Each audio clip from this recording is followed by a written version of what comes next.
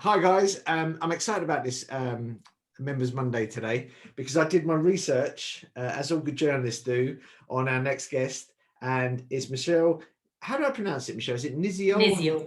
Niziol. Michelle Niziol, who it's not right to call her like an estate agent or somebody who works in property, because I think the best way of describing her is how she describes herself, which is an entrepreneur. Now, Michelle is very successful. She runs 7 limited companies. I've had to write it down, Michelle, it's that much. Right. So you've got seven limited companies. You've got a charity. You were nominated for the top 100 most inspirational business women. Is that correct? I was, yeah, very recently, yeah. Yeah. Was that to celebrate International Women's Day? Yes, it was, yeah. NatWest did this thing, and yeah. Oh, it's so good. And a mum of 2. Mm-hmm. Yeah. And it seems like relentlessly driven. I mean, as I say to all guests, how did you get started? Because you do have an agency business, but you have loads of businesses. So how did you get started in business? In business in general. So I was, from very, very little, I just always remember thinking, I want to get married. I want to have 2 children, a girl and a boy. I want to live in a big house. And I always knew, like from a very, very young age, that, I always wanted to work for myself. And I can't tell you where that comes from, or just always knew it. And basically, I bought my first home when I was 18 and started my buy-to-let property portfolio when I was 18. And obviously, I wasn't a mortgage advisor then. Yes. So had a very good mortgage advisor. And she actually said to me, "Oh, you'd be really good at this." And I didn't find it stressful in the slightest. I enjoyed every step of the process. And actually, at a young age, I actually thought this is relatively easy. Like I don't find, but they say, don't they, getting married, having children, buying a home is your most stressful points. And I just remember thinking, I could make this a really easy process for somebody. So my thing is, I absolutely love people, just absolutely, like I'm a social butterfly, so for me, it was all about, right, what can I do? No offense to any accountants in the group or anything like that, but don't worry, there's none. There's none in the group. I trained to be an accountant. So I at 18, when I bought my first house, I was on my way to being a qualified accountant.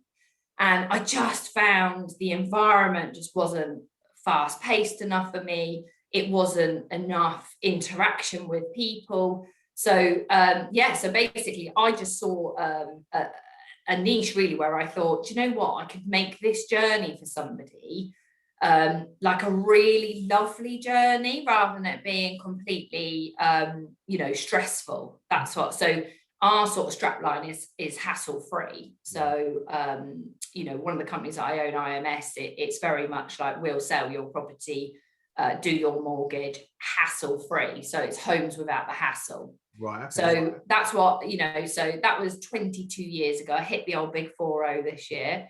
And so, and it literally, I bought my first house and then started investing in property, built the buy-to-let portfolio, and then became a mortgage advisor. And that was in 2008, right? No, 2008 is when I set up IMS. Yeah. So I was a mortgage advisor way before regulation came in, actually. Okay. So I was a unregulated mortgage broker before regulation came in 2005. Right, okay. And 2005 is when obviously I had to take the exams and become, a bona fide mortgage advisor.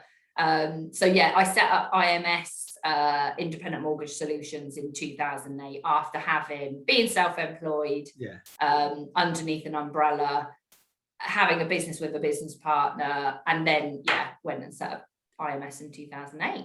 Do like, just to go back to your childhood then, what were your parents entrepreneurs or business owners? No. So where do you think that came from? Because I think it was I'm obsessed with money, but not in a materialistic way. You know, I always understood that, you know, it's a commodity and what you can do with it. So I'm very black and white when it comes to money. Like, I see it as numbers, not physical money. And so for me, it was just I'm very homey. So it was always, you know, if I wanted this big house, I needed to really, the only way I was ever going to get there was by setting up my own business. So when I was about 10 or 11, I made my sister had moved out and gone to university, and my older sister. And so I made my parents give me 2 bedrooms. So one was a dressing room, one was like a living area. So like, that was like when I was that age, you know. So I always just had these visions. So no, my parents were both civil servants. Right. Okay. Nobody in the family's ever run their own business. I just think it was, you know, I had that drive to, you know, I started running little businesses when I was 8 or 9. Okay. What were you selling? Yeah, I'd make things. Yeah. I don't even own a sewing machine now, but I'd make things. And then my mum would take me to car boot sales and would set up a stall, and I'd probably make like 10 or 15 pounds on a Saturday. So it just, like, you know, I've always, and I think it was that people interaction, you know, and that whole, I love a sale, like, that's never gone away, you know. So, you know, someone actually my stuff was awful though. Like, you know, I used to make wash bags. I don't know why. I think it's just because it's like literally a square little bag with a pulley thing. So I'd make these wash bags, which were awful, and I'd sell them for, I don't know, 50 pence or something like that. But I would literally, and I think it was because I used to talk to the customers so much, I think they felt sorry for me. So I'd end up, Or did they think, and I think I made a note here of, you're very good, your marketing for your bespoke property investment is very good at telling the story. So good. Did you tell the story? Because I would buy from a kid. If I'm at a car boot sale or a market, because I had a market stalls back in the day, I would definitely buy from a kid. Because, especially one who's, like you're saying, they're telling me a story, because you think, right, young, entrepreneurial, they're grafting away, I'm going to support them with my 50p or a pound. So it sounds like from a young age, you've learned about that, the importance of sort of storytelling, if you're telling a story while you're doing the car boot sales. Yeah, no, you're probably right, because also I love a story, you know, like, you know, I tend to hop from one story to another story to another story, like, quite quickly. But yeah, no, you're probably right. It probably does come from that. But I think the end goal was, like, I am very family orientated. So, you know, having that space where you can entertain, and, you know, I don't come from a wealthy background at all. You know, my parents just absolutely grafted. I think that helps as well. So my mum worked full time when we were growing up. So she wasn't a stay-at-home mum, and nothing against that. But I think that I always knew that my parents both worked. So, you know, that instilled quite a lot of work ethic. They were very keen on, obviously, us studying. But I haven't got A-levels. I didn't go to university. When I finished school, I literally went straight into work.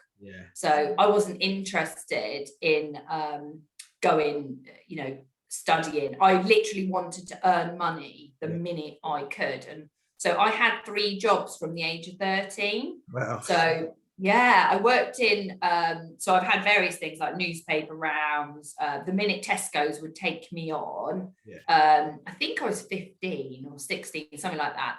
Then I worked there as well, like after school holidays. And do you know what? That's probably one of my fondest memories of a job, sitting on a checkout, literally just chatting to the customers all day. Was like it. I was loving it. I was literally in my element. So I had 3 jobs, saved up for a deposit on a house, and and then just always loved property. So always just, you know, would see fabulous houses and just think, I'm going to own one of them one day. And always wanted to build my own home. And I ended up doing that by the time I was 30. Is that the house you're in now with the family? Yeah. Yeah. Brilliant. Yeah. And Yeah. so when did the IMS, the property side of IMS kick in then? Because you've got the mortgages. Yeah. So basically I knew nothing's really happened that quickly as such. So got into mortgage broking, and then, I mean, if anyone knows anything about mortgage broking, it is not the easiest job on the planet. So it takes years, really. So some of the people that work for me, really, it's 5 years experience, to be honest, to be a really good mortgage broker, in my opinion. So I spent years like honing my craft. Yeah. So making sure I was at every single event possible, getting to know all the business development managers, like making really good relationships, which to this day, I've still got a lot of the same business development managers at the banks, you know, making myself known, promoting the business. So I had set up IMS Mortgages in 2008. And then only 5 years ago, set up IMS Lettings, IMS Property, which is the estate agency. So I'd had the mortgage company for a long, long time before. So I built the admin team in, and then started thinking, well, basically, clients were so happy with my services on the mortgage side. And I built up a referral network. So I'd built up, you know, if someone, I'd talk to people about investing in property because I've always invested in property. So I had loads of clients where, you know, they'd gone off and bought investment properties. And then I was handing them over to another letting agency. And I was having to let my property portfolios out through another letting agency. And I'm a bit of a control freak, so that didn't sit too well with me. And it's all about, like, the customer service journey for me is so important. So I then set up the estate agency, set up the lettings agency over Christmas one year. So literally, this is my team absolutely hate me having any time off, because normally I'm setting up another business or buying an office, or they're like, oh, will you just chill out? Like, because literally it means there's more work for them. So I literally just finished building my house. So this was what, 6-7 years ago, maybe 8 years ago. And then that Christmas we just moved in, and I'm like, oh, house is done now. What else is on the agenda? So literally over Christmas I set up the estate agency and the letting agency. Wow. And didn't do any research. I would not recommend this to anybody, but I didn't do any research on it at all. I just thought, oh, this is going to be easy. You know, like, I've got the mortgage client bank. What obviously I didn't think about was, and this is what not to do, I didn't think about, right, when you're a landlord, you are tied in to a AST. So you're not going to be switching over to me anytime soon. So I hadn't thought about that. And obviously with the estate agency, you know, everyone knows in their hometown, you've probably got 3 to 5 agents that pretty much rule the roost. To try and get in there to compete with them is pretty damn difficult. So straight away, I'd gone into Property Mark and tried to get the businesses self-regulated, because I'm a very much a dot the I's, cross the T's sort of person. Like, everything's got to be perfect.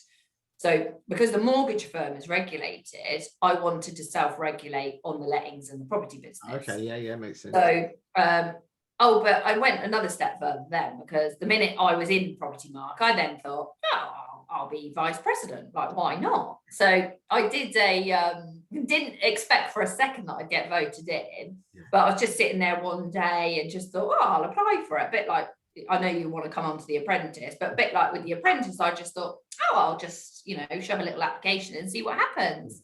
And so I did a brief stint as vice president for Arla on the Property Mark board. So that was good. And then all of a sudden I had an estate agency, a lettings business, you know, but the reason I did it was so that my client did not need to go anywhere else. So these are your investment clients, because you source properties as well, right? So that's another business that I own. That's Michelle Niziol Bespoke Property Investments, and that came afterwards. So my business model is built on the basis of, I do not want you going anywhere else. So it's the Facebook or the Google idea is they want you to stay. Yes. Facebook wants you to stay in Facebook for everything. Yeah. Everything. Okay. Yeah.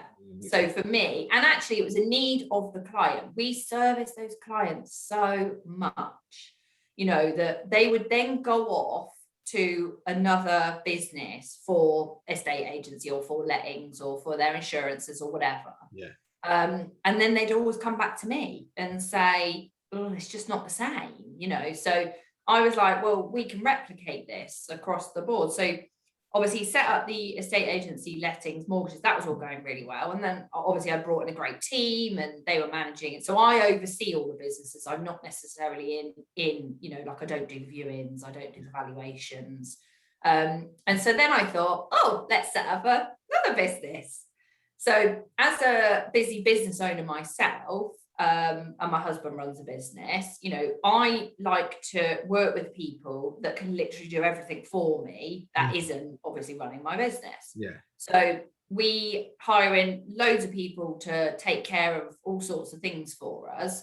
So I spotted a bit of a niche with the property industry, with busy business owners wanting a property portfolio, but not wanting to be the next Sarah Beanie or Kirsty Allsop. Yeah. So, you know, I mean, I've been in the industry a long time and I know quite a lot, but you're never going to know everything. Yeah. So, you know, someone sort of my age trying to get into investing in property, like I know there's every training course under the sun, but if you want to have that, I like to say, if you want to have that monopoly board, but you don't want to do anything for it, I'm that person that goes out and sources the property, purchases it, sees it all the way through to completion, then refurbishes the property because I have a refurb team, and then we sort of market it from exchange, let it on completion, and then it gets, so basically it's a bespoke end-to-end service. Right. So I structure the finance. And is it in a localized area? Is it in like your Oxfordshire? Yeah, so that particular business is only where I feel I'm the expert, which is Oxfordshire. Yeah. So I get asked a lot to purchase property in other areas, but I couldn't tell you. You know, my lettings business probably works over 3 counties, Oxfordshire, Northamptonshire, Buckinghamshire. But when it comes to physically buying, because I have a property portfolio and I've built lots of other property portfolios, I know that they perform. So I will only purchase and build a property portfolio for somebody in Oxfordshire. What I can do is they do get a bit of a pick and mix type scenario if they want one, because they can come to me and I can structure it all, even help them sort of with how to let it, etc. But I won't physically buy it for them if they're not in this area. But I can structure all the finance. I was speaking with my cousin and last week, and I mentioned that I was going to speak to you because she says, "Oh, how's work going?" I said, "Yeah, it's really, really good," and blah blah blah. And then I said, "Oh, I'm going to speak to Michelle. She does property investments and this sort of thing." And she gave me a good question. She said, "Sorry, I'm just trying to find it here. What would you suggest to someone who had £150,000 cash to invest? What would your suggestion be to put you on the spot?" Well, as in property or just in general? No, she said in property because she's in property. So I would always go residential investments, and personally, so 150,000 would buy you 2 properties where I'm based, inclusive of the fees. And then that would get you probably 2,100 a month rental income. And then net would be about probably about 1,000 a month net. After all costs. So that is what I would do with 150,000. So you could potentially buy 5 properties in the north for that. And some of my clients do, like I still do the financing for it, but they purchase there. But I'm just dead set on the Oxfordshire area because I know how much money I've made in it. So, you know, if a client comes to me with 150, straight away I'll go out and buy them 2 houses. Yeah. No, I'll let her know. I'll send her this link to this. So you touched on it earlier. Oh, actually, well, when did you feel that the estate agency business was becoming a success? Because it is much hard, as you said there, you're experiencing business, but it's hard setting up an agency. Wow. So many. I think if someone had told me, I think I'm glad I'm impulsive, and because I think, and did no research, to be honest, because honestly, if I knew now what I knew, I'd still do it, because I am like that. But oh my word, literally the hardest business to run. The competition is so fierce.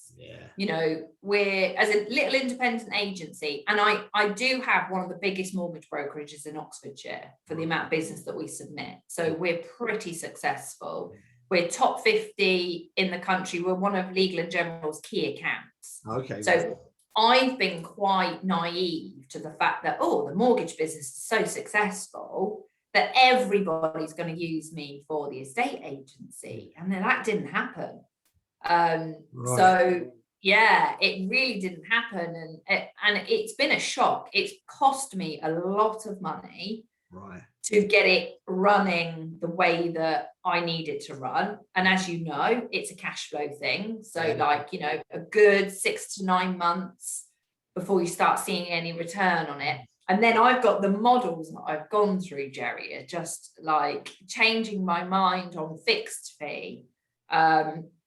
We're back to doing percentage fees now, and it's really starting to work again, you know. So and also it's the marketing, you know, when you're a small independent agency like mine, and you're up against somebody like Chancellors, the big corporates, you know, I just did not think for a second it was going to be as hard as it actually has been. And that's just me being honest. You know, I had a successful business and I thought this is going to be easy. And it wasn't, you know, but now we're starting to get that whole, you know, repeat. It's very much referral, isn't it? It's a very much referral based business, and I didn't realize how much until I went into it, you know. And the emotions, crikey, when you do a mortgage, I always thought that was quite emotional, but when you're dealing with the chain, you know, and there could be 12 people in that chain, nobody ever prepared me for that, you know. So it's definitely the proverbial sort of emotional roller coaster of, oh, we've got over that hurdle, but what about this? And that hurdle, but what about this? It's very true. Now, two things that I wanted to touch on as well. Your charity, what you know, we're big into it in the Content Club with the Karma Club. What made you sort of set up your own sort of charity community interest business as it is? Yeah, so it's called the Empowering Entrepreneur Children's Enterprise. And basically what I do, I just absolutely love kids. And when I was a child, I don't remember, I almost felt a bit abnormal because I wasn't your classic, right, going to go to university, gonna, you know, had this path mapped out. I always thought I felt a bit different in the sense that I was very entrepreneurial and there was no route to go. So for me, it's about, I go into schools and do an awful lot of, talking to kids about, you know, setting up an enterprise. And basically the charity helps fund children in enterprise. So the kids that don't fit the, you know, your classic A-star student. I was never an A-star student, you know. I was never your classic, oh, she's going to go to university and get a first class honours degree, she's going to be a doctor and whatever. So I just really wanted to sort of get out there and show kids, yes, university, don't get me wrong. If you want a career like that, then absolutely university is the way to go. But no one ever told me that if you don't go to uni, you can still be successful. 100%. So my charity is all about getting the word out. And I employ so I deal with a lot of apprentices. Okay, yeah. So my businesses are built around basically allowing people to be themselves. So it's all about communication. And so my team are all incredibly different, but I don't make anybody conform, because I'm not a conformer. So with children, if they feel slightly, you know, unusual, or they're on the spectrum somewhere, or, you know, which a lot of us are, let's face it, then it just means that, you know, it's okay to be you. Like, I'm a great advocate of, you know, and actually, what is success? Do you know what I mean? Success is being happy. What age are these kids? At all ages. Do you know what? I've actually I've gone into nurseries. So they're like 3, 4, and actually sat down with them and taught them about money and finance and things like that. And then all the way up until I go into universities and speak. I think that's great. I love that, because like I was speaking to you off air about my Charlotte being into football, and the power of a role model. Like, she watched a game on Sunday, the Champions League, women's elite level football. On the Monday, so what's that? Yeah, Monday. She's done her hair in a different way. She's asked Wendy, my wife, to do her hair in a different way. I said, "Oh, your hair's different." She said, "Yeah, the Barcelona players have it like this." So, oh wow! Yeah, so just like this, and I think it's so important, like for kids, not just girls. But I agree. I've got no formal qualifications apart from a journalist qualification. That wasn't through university. I was a bit. How would I describe myself at school?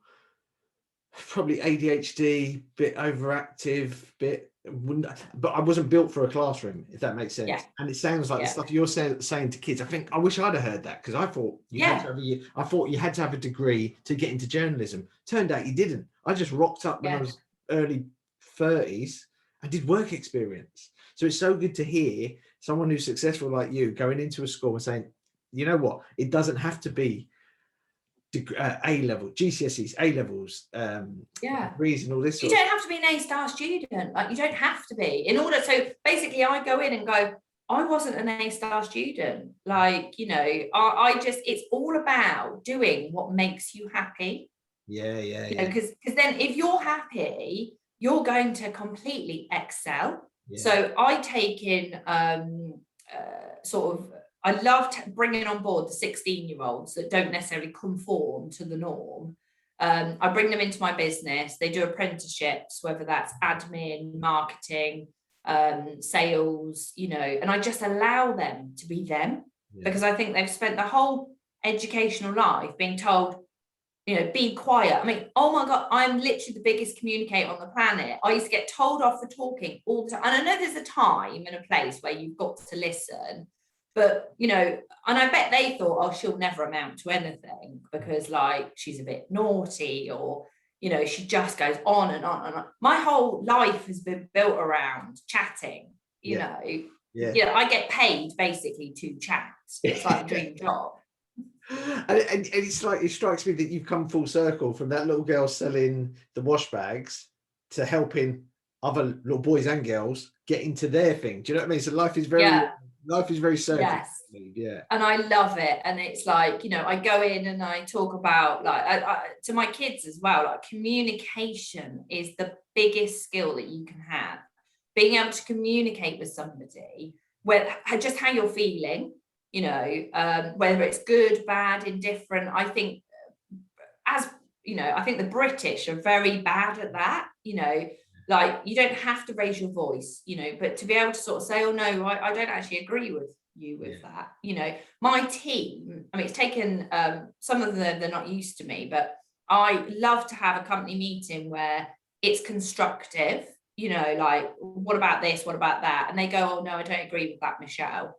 You know, what about this? And it's all about ideas and communicating and, you know, and actually coming together. So the kids, I go in and do a lot about, you know, communicating with each other, with peers, with teachers, you know, and ultimately, just, if you've got a dream, you know, just go for it, because, you know, what is the worst thing that could happen? I think regret is worse than trying to achieve something. And I have no regrets. I'm at the point in my life where I've achieved everything that I ever wanted to achieve.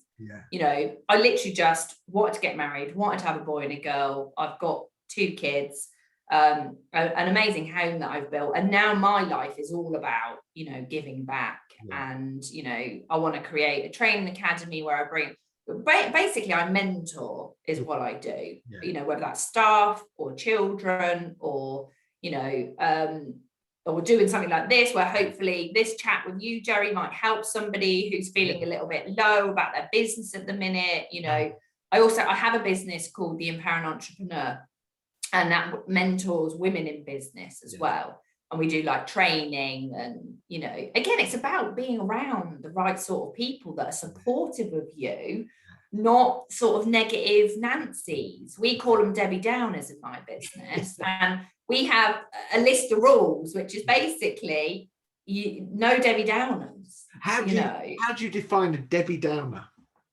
What do you look for in someone? I think it's just total pessimism. Right. You know, so you can have an off day. Do you know what I mean? Everyone has those days where they're like, oh, it's raining outside, and obviously we've been locked up for a year, and, you know, that's fine. But it's the whole, oh, I don't want to do that, I can't, you know. It's like, in my house, you're not allowed to say the word can't. Yeah. Well, we've got the same thing. We say yet. Everything is yet. I can't do that yet.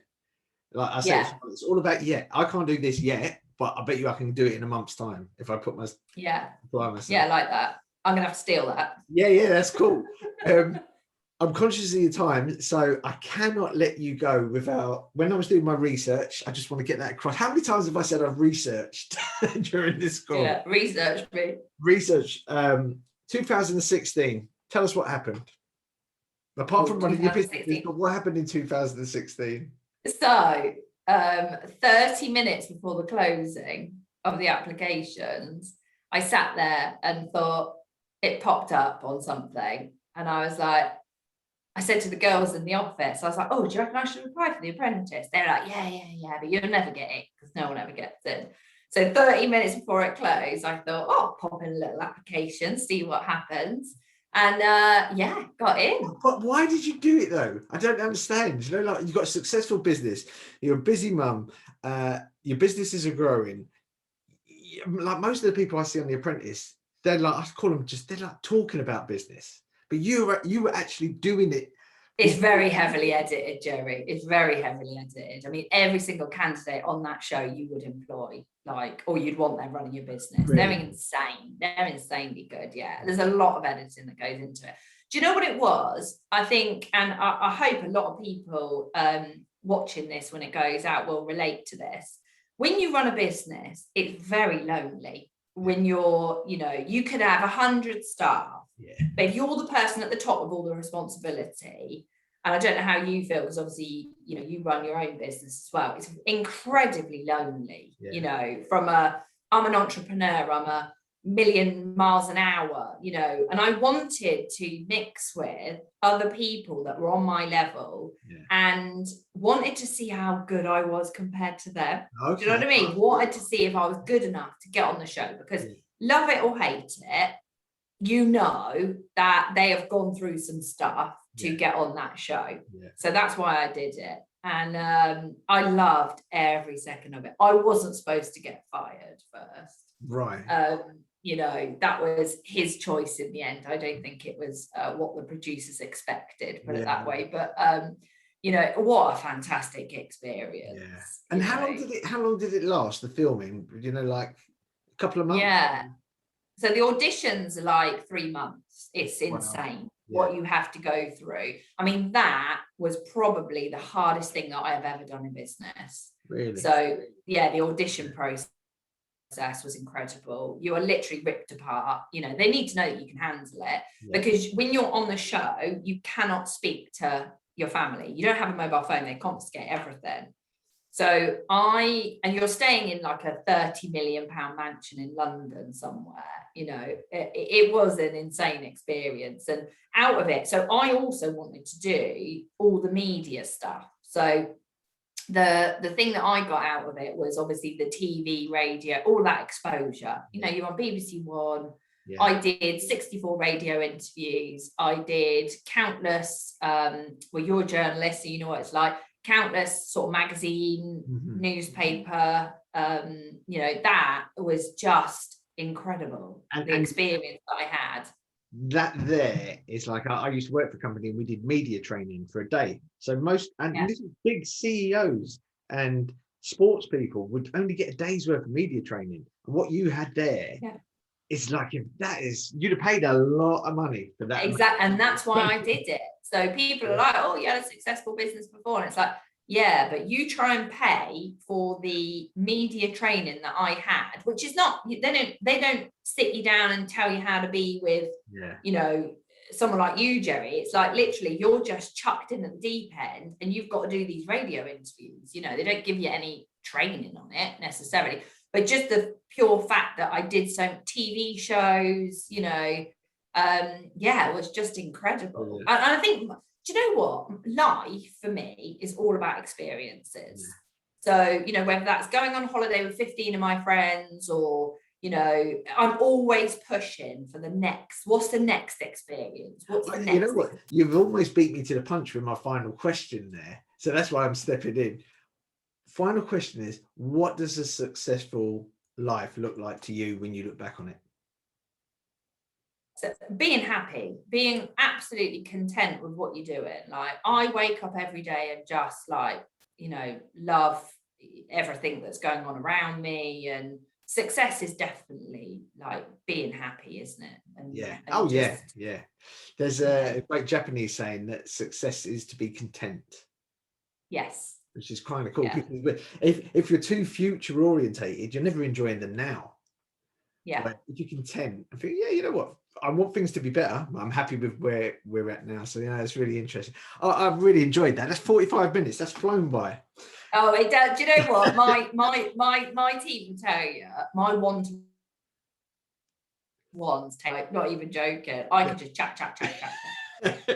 But thank you very much for your time. What I'm going to do is I'm going to stop the recording now. I'm going to thank you off air.